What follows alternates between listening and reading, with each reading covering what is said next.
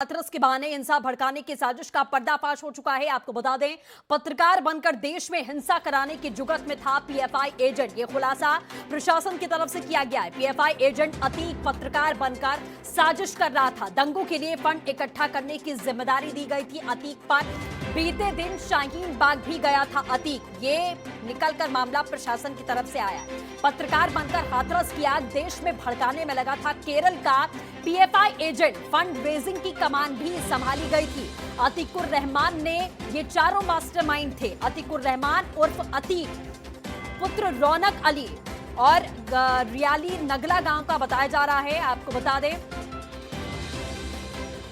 वर्तमान में campus front of India की राष्ट्रीय कार्यकारिणी में ट्रेजरर यानी कि कोषाध्यक्ष है अतीकुर रहमान। उक्त विगत 3 और 4 दिनों में दिल्ली में शाहीन बाग भी रहा था। अतीकुर रहमान के साथ में आपको बता दें, आज यानी कि 5 तारीख को 3-4 कैंपस फ्रंट ऑफ इंडिया के पदाधिकारियों का प्राइवेट टैक्सी से दिल्ली से मूलगढ़ी जनपद इन्हें हाथरस में पाया गया है और वहीं से इनकी गिरफ्तारी को अंजाम दिया गया है। ये बड़ी खबर आपको हम लगातार बता रहे हैं। मास्टरमाइंड जो है वो अतीक को बताया जा रहा है। अतीकुर रहमान जो कि इस पूरे मामले का मास्टरमाइंड बताया गया है, केरल का रहने वाला है।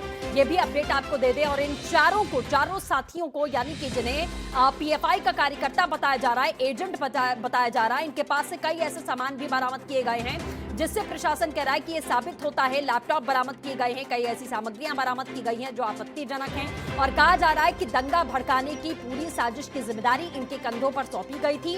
मास्टरमाइंड अतीकुर रहमान ही था। तो हाथरस कांड जो कुछ भी हुआ वहां पर, वो कहा जा रहा है कि अब षड्यंत्र था और उस पूरे केस के बाद में जातीय हिंसा भड़काने की कोशिश की जा रही थी, जिसमें सरकार कह रही है कि विपक्ष का भी हाथ था और पीएफआई के एजेंट्स का भी हाथ था, जो कि शाहीन बाग में भी फंडिंग कर रहे थे। क्योंकि आपको याद होगा, जब सीए एनआरसी का पूरा मामला उग्र आंदोलन का रूप ले चुका था और शाहीन बाग में जो महिलाएं धरने पर बैठी हुई थी, तब भी यही कहा गया था कि ये महिलाएं जो यहाँ पर बैठी हैं, इनको फंडिंग हो रही है, इनको डेली बैठने के लिए पैसा दिया जाता है। और फंडिंग कौन कर रहा है? फंडिंग पीएफआई की तरफ से हो रही है और इंटरनेशनल फंड यहाँ पर आता है जो पीएफआई इन तक सर्कुलेट करती है, सिर्फ एक साजिश के तहत में कि देश में इस तरीके का माहौल बना रहे। सुनील साजन इस पूरे मामले पर क्या कहना है, वो भी सुनिए। उत्तर प्रदेश के हाथरस में ही 6 साल की एक बच्ची के साथ और दुष्कर्म किया गया और उसकी मौत हो गई।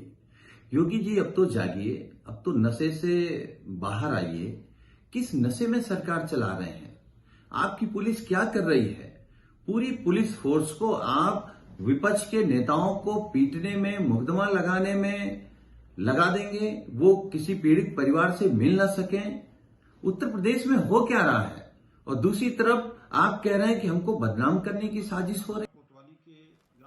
जी हाँ, तो सुनील सिंह साजन और तमाम जो विपक्षी दल हैं इस समय, उनका यही कहना है कि हम न्याय और इंसाफ की लड़ाई लड़ रहे थे। हम लड़ाई लड़ रहे थे कि आप हमें न्याय दीजिए। महिला सुरक्षा का वादा जो सरकार ने किया था, आपने उसको पूरा नहीं किया। तो विपक्ष भी कहीं ना कहीं इस पर अपनी ही राजनीतिक रोटियां सेक रहा है। कोई संवेदनाएं और आत्मीयता परिवार को जो दिखाने की कोशिश की जा रही है, धरातल पर नहीं दिखती है। क्योंकि आप दल बल के साथ में पहुंच जाते हैं वहां परिवार के साथ में अपनी संवेदना व्यक्त करने के लिए।